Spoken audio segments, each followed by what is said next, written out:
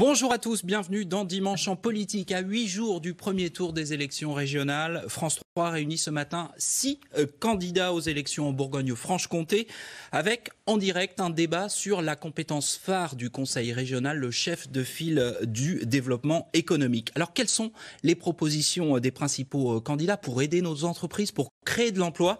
Nos 6 invités vont répondre au cours de ce débat. Également Claire Rocher, qui est candidate de la 7e liste Lutte ouvrière, donc au cours de cette émission. Et puis pour vous qui nous regardez, vous pouvez commenter ce débat.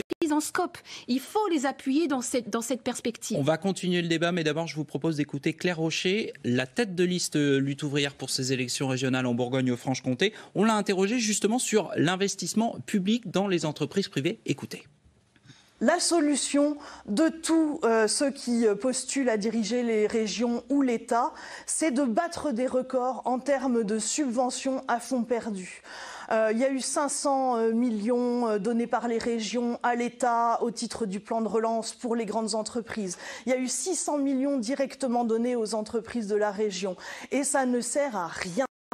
Dans le même temps, 15 000 emplois ont été supprimés en Bourgogne-Franche-Comté. Une entreprise richissime comme PSA, qui a fait 2 milliards de profits rien qu'en 2020, a supprimé 30% des emplois dans ses usines de Sochaux en 5 ans. Tout l'argent, ils ont beau leur en donner toujours plus, de toute façon, il ira grossir encore les cours de la bourse.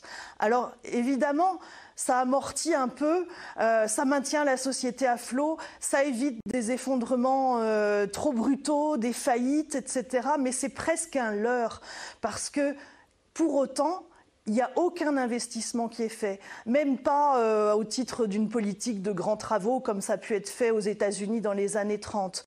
Non, cet argent supplémentaire, il va encore aller grossir la bourse et il menace toute l'économie d'une catastrophe encore plus grande.